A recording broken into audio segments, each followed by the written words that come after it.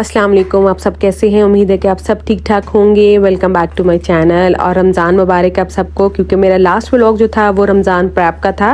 मैंने रमज़ान से पहले वो सारा शूट किया था, वॉइस ओवर भी रमज़ान से पहले ही किया था, तो इसलिए ये मेरा फर्स्ट व्लॉग है जो मैं रमज़ान में शूट करूँगी। फुल डे रूटीन आपके साथ शेयर करूँगी। और गिलगित में मेरा ये पहला रमज़ान है तो वो भी शेयर करूँगी कि गिलगित में मेरा रमज़ान कैसा गुजर रहा है।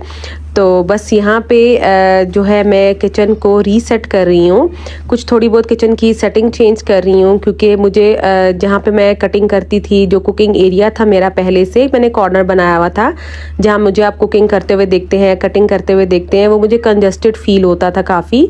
तो अभी जो मैंने बनाया है वो काफ़ी स्पेशियस उसकी लुक भी है और एरिया भी काफ़ी खुला हो गया, जहाँ मैं इजीली जो है वो कुकिंग और कटिंग आराम से कर सकती हूँ। तो मैं सोच रही थी कि ये पहले आइडिया मुझे क्यों नहीं आया, लेकिन वही बात है कि जब आप वर्किंग कंडीशन में आते हो तो फिर ही आपको आइडिया होता है कि कौन सी चीज़ कहाँ पड़ी होनी चाहिए। तो चलिए स्टार्ट करते हैं अपना आज का व्लॉग। यहाँ पे जो है मैं माइक्रोवेव वगैरह यहाँ से हटाऊंगी, मैक्सिमम चीज़ें जो है यहाँ से हटा दूंगी, तो ये एरिया जो है ना काफ़ी खुला बन जाएगा मेरे कटिंग वगैरह के लिए।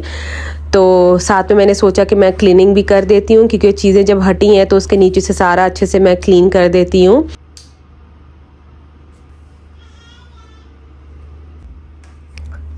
तो बस यहाँ पे हर चीज़ जो है वो क्लीन हो चुकी है और मैं अभी ये चीज़ें रख रही हूँ और एक नया कॉर्नर जो है वो सेट कर रही हूँ।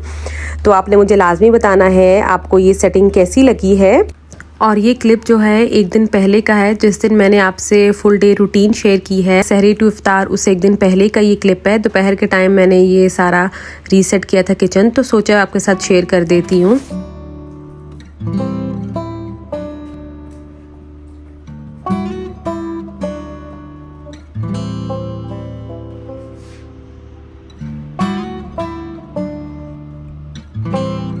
पहले ये वाला एरिया था जो मैं आपके साथ शेयर करती थी, जहाँ पे मैं कुकिंग और कटिंग वगैरह करी होती थी। तो ये स्लैब जो है काफ़ी लंबी है, एल शेप में है, काफ़ी ज़्यादा स्पेस है, लेकिन पहले मुझे आइडिया नहीं था कि मैंने इसको किस तरह से सेट करना चाहिए मुझे, कि थोड़ा स्पेशियस लुक भी आए और वर्किंग जो एरिया है वो हमारे पास काफ़ी हो।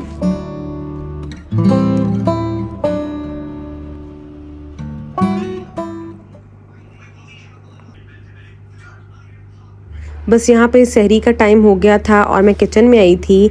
आप लोग भी बताएं आप लोग सहरी में क्या शौक से खाते हैं। तो बस यहाँ पे मैं सबसे पहले जो है वो 2 अंडे फेंटूंगी। सहरी का टाइम जो है ना मुझे बहुत ही पुरसकून सा लग रहा होता है। उसमें जो आप बस काम कर रहे होते हैं, जो कुक कर रहे होते हैं, उन्हीं चीज़ों की आवाज़ें आ रही होती हैं। और गिलगित में तो और ही बहुत ही ज़्यादा खामोशी है, बहुत ही ज़्यादा पीसफुल है।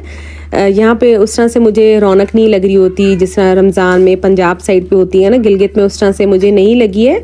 लेकिन जो लोकल्स हैं यहाँ के वो शायद उनको ज़्यादा आइडिया होगा, लेकिन हमारी तरफ उस तरह से नहीं है। बस साथ में ही यहाँ पे जो मैंने कबाब फ्रीज़ किए हुए थे वो भी मैं 2 निकाल लूँगी। और कबाब जो है मैं डेली ही बना रही होती हूँ सहरी में, और पराठे के साथ बहुत ही अच्छे लगते हैं। साथ में टमाटर, प्याज और हरी मिर्चें जो है ना हल्के से बटर या ऑयल में हल्का सा उनको फ्राई करूँगी और फिर जो अंडे हैं उसके ऊपर डाल दूँगी। पहले हमेशा जो है ये सब्ज़ी जो होती है ना, प्याज, टमाटर और हरी मिर्चें, इनको मैं हल्का सा फ्राई ज़रूर कर लेती हूँ, बिल्कुल लेस ऑयल में। तो उससे जो ऑमलेट है ना वो बहुत ही मज़े का बनता है। वरना मुझे जब मैं पहले डायरेक्ट हर चीज़ अंडे के अंदर डालती थी तो मुझे थोड़ा कच्चा कच्चा फील होता था, लेकिन अगर हल्का सा पहले सब्जियों को ऑयल में या बटर में बना लें तो उससे सब्जियों का जो टेस्ट है ना वो बहुत ही मज़े का हो जाता है।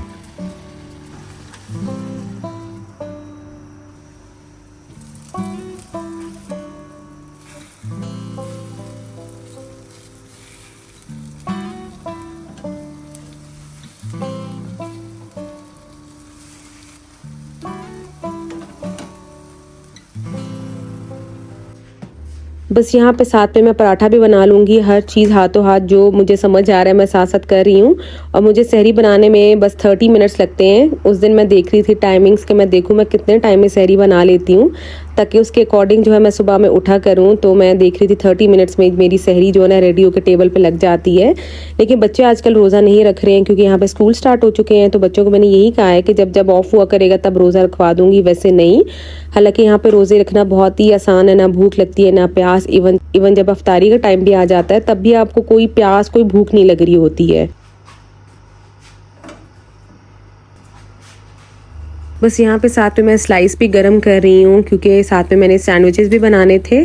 सहरी में थोड़ी वैरायटी हो तो मज़ा आता है फिर खाने में भी। तो इसलिए मैंने पराठा भी बना लिया, साथ में सैंडविच बना लिया और साथ में जो सालन होगा, सालन डेली वही होता है जो पहले दिन बना होता है, क्योंकि बच्चों के तो स्कूल हैं, बच्चों की तो वही रूटीन चल रही होती है। उन्होंने दोपहर का खाना भी खाना है, रात का डिनर भी करना है, तो सालन जो है या चावल इस तरह की चीज़ बन ही रही होती है।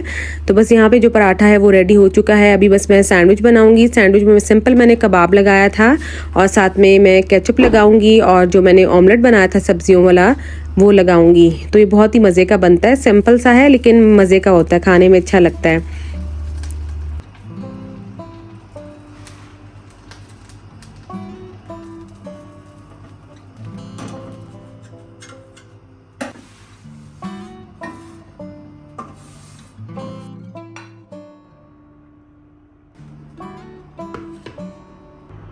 यहाँ पे बस मेरी जो सहरी है वो कंप्लीट होने वाली है। यहाँ पे मैं अभी शेक बना रही हूँ। शेक जो है आजकल मैं केले और सेब का बना रही हूँ। केले जो हैं वो मैं फ्रीज़ कर देती हूँ, उससे ये कि ख़राब भी नहीं होते और फ्रीज़ करके बहुत अच्छे रहते हैं। होता है ना ब्लैक हो जाए, वो बिल्कुल भी नहीं होते हैं। और जब शेक में आप उसको डालते हैं तो हल्का सा ठंडा होता है और काफ़ी मज़ा आता है उसको पीने में। तो यहाँ शेक भी जो है मेरा वो रेडी हो रहा है, चाय भी रेडी हो चुकी है। तो बस ये मेरी सहरी जो है आज की वो कंप्लीट है। मुझे थोड़ी सी वैरायटी हो सहरी में तो मुझे खाने का मज़ा आता है और अच्छा भी लगता है मुझे, तो इसलिए मैंने सैंडविचेज़ और साथ में पराठे, बच्चे हों तो वो सिर्फ पराठे ही लेते हैं या अंडा पराठा या सालन पराठा इस तरह की चीज़ें ले रहे होते हैं, लेकिन मुझे होता है कोई सैंडविच आइटम इस टाइप की भी चीज़ होनी चाहिए। तो बस ये साथ में मैं जैम है और पीनट बटर है वो भी रख लूँगी और साथ में मैं प्लेन स्लाइसेस भी रखूँगी।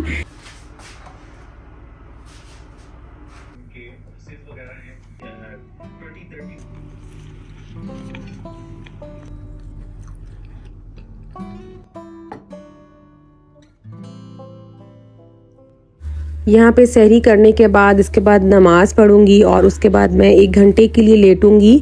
सो तो नहीं पाती हूँ क्योंकि बच्चों ने सुबह उठना होता है स्कूल के लिए, 7 सवा 7 बजे मैं इनको उठाती हूँ, तो इसलिए मैं सोती नहीं हूँ, वरना फिर वो लंबा ही सो जाऊँगी। तो इसलिए फिर मैं बस लेटती हूँ थोड़ी देर और फिर बच्चों को स्कूल भिजवा के तो उसके बाद मैं थोड़ी बहुत जो है घर की क्लीनिंग हो गई या अफ्तारी की जो चीज़ें कुछ ऐसी होती है, मैरिनेशन का कोई चीज़ ऐसी बनानी हो तो मैं उसी वक्त रेडी करके रख देती हूँ। जिस तरह मैंने अफ्तार में आज एक ड्रिंक बनाना था जो एक बहुत वायरल हुआ है, मैं काफ़ी जगह पे देख रही थी, तो मेरा भी दिल कर रहा है कि मैं भी वो बना के देखती हूँ। उसके लिए सुबह में ही मैंने जो तुख्म लंगा होता है वो भिगो के रख दिया था। तो इस तरह की चीज़ें जो है मैं साथ साथ करती रहती हूँ ताकि अफ्तारी में जो है ना फिर मुश्किल ना हो। और वैसे भी जो इतना कुछ मैंने रमज़ान प्रेप में बनाया था तो उसकी वजह से भी बहुत ईजी हो जाता है अफ्तार में बनाना।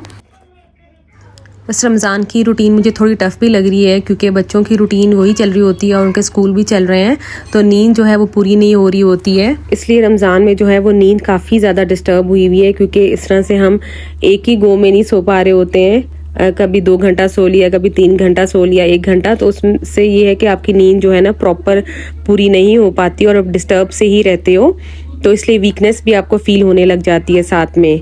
तो बस यहाँ पे जो है मैं वो ड्रेसर जो है मेरा वो मैं क्लीन कर रही हूँ। इसको मुझे काफ़ी टाइम हो गया था नहीं क्लीन किया हुआ था। यहाँ पे मैंने एक ऑनलाइन जूता मंगवाया था, मुझे काफ़ी अच्छा लगा। मैंने सोचा कि मैं आपके साथ शेयर करती हूँ क्योंकि ऑनलाइन चीज़ मंगवाते हुए अक्सर हम डर ही रहे होते हैं, स्पेशली जूते जो हैं वो काफ़ी मुझे होता है कि साइज़ का इशू ना हो। तो ये मैंने ऑनलाइन एक हॉक के नाम से ब्रांड था तो उससे मंगवाई थी और मुझे बहुत अच्छी लगी और बहुत ही कंफर्टेबल थी और इसका जो है क्वालिटी बहुत अच्छी लगी, तो मैंने सोचा मैं आपसे शेयर करती हूँ। आगे ईद के लिए आप लोग मंगवा सकते हैं। तो मैंने अभी फ़र्स्ट टाइम ही ट्राई किया था, मंगवाया था, मैंने कहा एक दफ़ा देखूँ अगर अच्छी आएगी तो फिर बंदा और मंगवा लेता है। तो ये मुझे काफ़ी अच्छी इसकी क्वालिटी भी लगी और कंफर्टेबल भी बहुत ज़्यादा थी। इसका सोल अच्छा था, काफ़ी सॉफ्ट था। जूता मैंने आज तक कभी ऑनलाइन मंगवाया नहीं था, एक तो साइज़ का बहुत ज़्यादा इशू हो जाता है, लेकिन अभी साइज़ चार्ट पे उन्होंने हर चीज़ इंचेस के अकॉर्डिंग हर चीज़ साइज़ दिया होता है, तो अगर इंचेस में देखें तो उसके अकॉर्डिंग आप इजीली फिर जो शूज़ वगैरह भी मंगवा सकते हैं। यहाँ पे जो वॉल क्लॉक था उसका कील जो है वो निकल चुका था, तो मैं अभी कील दोबारा से फिक्स करी थी।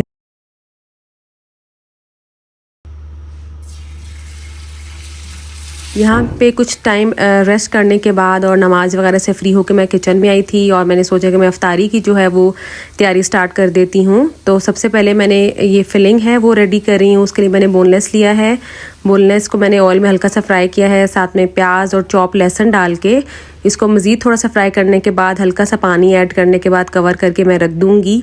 और साथ में ही मैंने बड़े लिए हैं, ये मैंने रमज़ान प्रैप में आपके साथ शेयर किया था। तो वो मैं डाल के गर्म पानी में डिप करके रख दूँगी। और मोस्टली चीज़ें मैं वही बना रही हूँ जो मैंने अपने रमज़ान प्रैप में आपके साथ शेयर की थी, ताकि मुझे पता चले वो चीज़ें बनी कैसी हैं। तो यहाँ पे मैंने शाशलिक स्टिक्स जो है वो भी बाहर निकाल ली हैं, और उसके लिए जो मैं ग्रेवी रेडी कर रही हूँ थोड़े से डिफरेंट स्टाइल में बना रही हूँ, तो इसलिए मैं इसकी ग्रेवी रेडी कर रही हूँ, क्योंकि बिल्कुल ड्राई भी अच्छे नहीं लगते हैं खाने में। तो ग्रेवी के लिए सबसे पहले आप यखनी ले लें, अगर यखनी नहीं है तो चिकन कनौर क्यूब्स जो होते हैं वो गर्म पानी में ऐड करके उसको डिज़ोल्व कर लें, और साथ में नमक ले लें, काली मिर्च लें, चिली सॉस, सोया सॉस, कुटी लाल मिर्च, इनको अच्छे से मिक्स कर लें। और साथ में जो फिलिंग मैं रेडी करी थी उसके अंदर मैंने 1 टेबलस्पून टमाटो पेस्ट डाला है, और साथ में गरम मसाला जो है वो मैंने फ्रेश जो है ग्राइंड करके डाला था, और साथ में चिली सॉस, सोया सॉस, नमक है, काले मिर्च है, ये चीज़ें डाल के, और साथ में शिमला मिर्च भी मैंने काट के फ्रीज़ की हुई थी, और जो गाजर है वो भी मैंने कद्दूकश करके फ्रीज़ ही की हुई थी, वो भी मैं डाल दूँगी। साथ में मैंने फ्राई पैन में लहसुन चॉप और ग्रीन चिलीज़ जो होती हैं उनको भी चॉप कर लिया था। ऑयल में हल्का सा फ्राई करने के बाद इसके अंदर मैं टमाटो पेस्ट डालूँगी और उसको थोड़ा सा फ्राई होने दूँगी, और साथ में ही जो मैं फिलिंग रेडी करी थी उसके अंदर मैं चीज़ डालूंगी, और ऑर्गेनो जो लीव्स होते हैं वो डाल के कवर करके रख दूंगी जब तक चीज़ जो है मेल्ट नहीं होती। तो इसको मैं कवर ही रखूंगी। 5 मिनट के अंदर बड़े अच्छे से मेल्ट हो गई थी, और क्योंकि ये दोनों चीज़ें साथ साथ चल रही हैं तो मुझे साथ साथ बताना पड़ा है। और साथ में जो मैं ग्रेवी रेडी करी थी उसके अंदर जो मैंने मिक्सचर रेडी किया था वो मैं उसके अंदर डाल दूँगी, और फिर थोड़ी देर कुक करूँगी। और साथ में फिर मैंने कॉर्नफ्लोर लिया, उसको थिक करने के लिए थोड़ा सा कॉर्नफ्लोर ऐड करूँगी। अगर आपको थोड़ी सी ग्रेवी में मिठास चाहिए तो आप थोड़ी सी केचप डाल सकते हैं, या थोड़ी सी चीनी ऐड कर सकते हैं, लेकिन मैंने नहीं की क्योंकि हमारे घर में स्पाइसी पसंद करते हैं, तो इसलिए मैंने फिर ज़्यादा मिठास नहीं की है।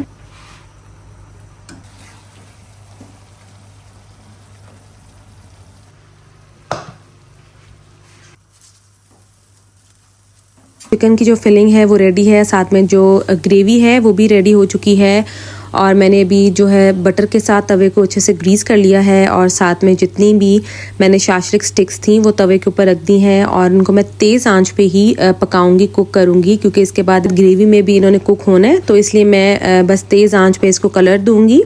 साथ में ही ग्रेवी को मैंने बड़े पैन के अंदर शिफ्ट कर दिया था, क्योंकि मुझे शाशलिक स्टिक्स इसके अंदर रखनी थी ताकि सारी पूरी आ जाए एक में ही। तो बस अभी इसको अच्छे से कलर आ गया था शाशलिक स्टिक्स को, तो बस अभी मैं ग्रेवी के अंदर रख दूंगी, और इसको 10 मिनट तक हल्की आंच पे मैं पकने दूंगी, ताकि अच्छे से ग्रेवी जो है ना अंदर एब्जॉर्व हो जाए। और ये बहुत ही मज़े के बने थे और जूसी थे। आप चाहें तो इसको किसी चपाती के साथ भी खा सकते हैं, आप चाहें तो चावलों के साथ भी खा सकते हैं, इवन वैसे भी स्टिक्स को खा सकते हैं, क्योंकि ऑलरेडी काफ़ी ये जूसी और काफ़ी सॉफ्ट बनी थी, बहुत ही मज़े की बनी थी। आप इनको लाजमी ट्राई कर सकते हैं। और ये मेरी खुद की ही रेसिपी है कि मैंने सोचा कि इन स्टिक्स को मैं ग्रेवी के अंदर ही डाल दूंगी, वरना पहले मुझे लग रहा था कि मैं स्टिक्स के साथ ग्रेवी में डालूंगी तो अजीब सा ना लगे, अच्छा ना लगे, लेकिन बहुत ही मज़े की बनी थी। क्योंकि हमें टेस्ट पे जाना चाहिए कि टेस्ट वाइज कैसी थी, तो टेस्ट वाइज बहुत ही मज़े की थी और एक डिफरेंट लुक भी थी। बस एंड पे मैंने सफ़ेद तिल इसके ऊपर डाल दिए हैं, और यहाँ पे जो हमारे शाशलिक स्टिक्स हैं ग्रेवी के साथ ये रेडी हो चुके हैं। साथ में मैंने चावल भी बॉईल कर लिए थे, और अभी बारी आती है पकोड़ों की। तो पकोड़ों को बनाना भी मेरे लिए बहुत ही आसान होता है, क्योंकि मैंने बेसन वाला मिक्सचर जो रेडी किया था, और साथ में मैंने पालक भी काट के फ्रीज़ की हुई है। तो मिक्सचर में मैं सिर्फ डालती हूँ बेसन और पानी डालती हूँ, साथ में पालक डालती हूँ। इसको अच्छे से मिक्स करके, और जो पकोड़े हैं वो स्लाइस वाले ही खाए जाते हैं हमारे घर में, और ज़्यादातर बच्चे ही खाते हैं। और अभी जो है मैं वो अफ्तार ड्रिंक जो है वो रेडी कर रही हूँ, जो आजकल बहुत फेमस हुआ है। और सुबह में जो मैंने तुख मलंगा जो मैंने सोक करके रखा हुआ था वो भी रेडी है। तो अभी मैं इसको एक बाउल के अंदर ही मिक्स करूँगी, उसके बाद मैं इसको जग के अंदर शिफ्ट कर दूँगी। तो सबसे पहले मैंने जो तुख मलंगा था वो डाल दिया, साथ में जामे शीरी डाला, जेली डाली, और इसके बाद मैं दूध ऐड कर दूँगी।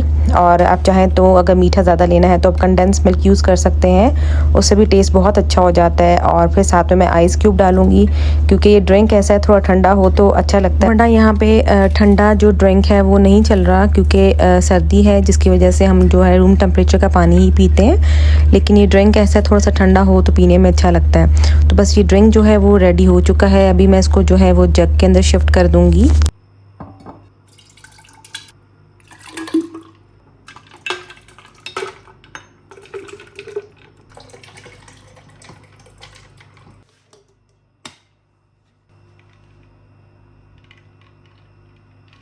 इफ्तार ड्रिंक जो है वो रेडी हो चुका है और ये बहुत ही टेस्टी बना था और बहुत ही इसका डिफरेंट टेस्ट था और मज़े का लगता है। आप इसको ट्राई कर सकते हैं। और साथ में ही मैंने जो है वो डो रेडी की हुई थी। यहाँ पे डो अच्छे से राइज़ हो चुकी है।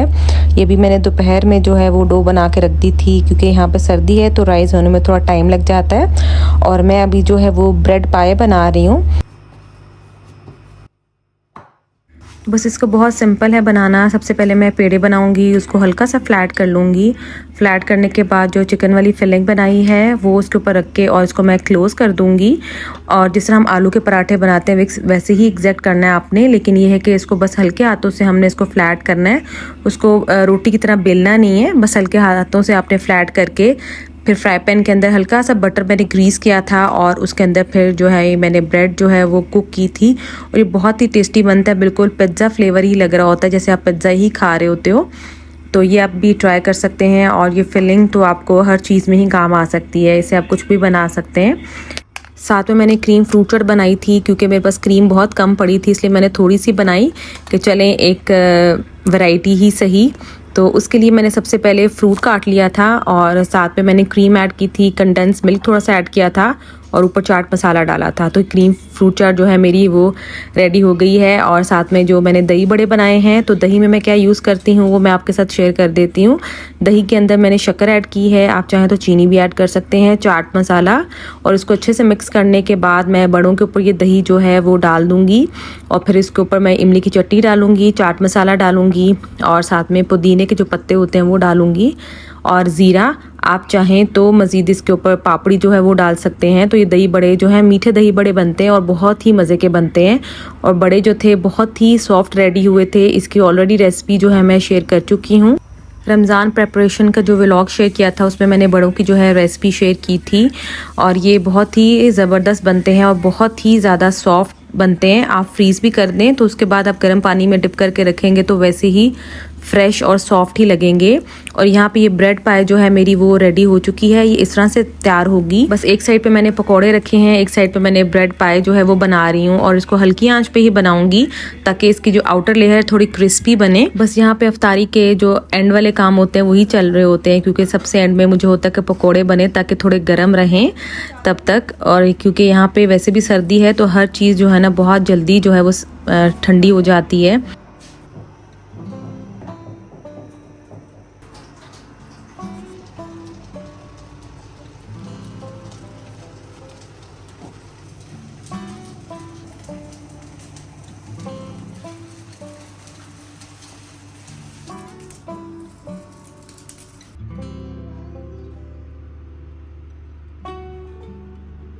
यहाँ पे जो मैंने इफ्तार ड्रिंक बनाया था उसके अंदर मैंने एंड पे स्प्राइट या 7 अप आप डालें तो उससे टेस्ट और भी इन्हेंस होगा, तो मैंने डाला था तो टेस्ट बहुत ही मज़े का हो गया था। आप चाहें तो उसको भी ऐड कर सकते हैं। तो बस ये था मेरा आज का फुल डे का व्लॉग, फुल डे की रूटीन थी मेरी रमज़ान की। आई होप आपको अच्छी लगी होगी और अगर अच्छी लगी है तो प्लीज़ लाइक करें, शेयर करें, कमेंट करें। इंशाल्लाह मिलते हैं नेक्स्ट व्लॉग में, तब तक के लिए अपना बहुत सारा ख्याल रखें। अल्लाह हाफिज़।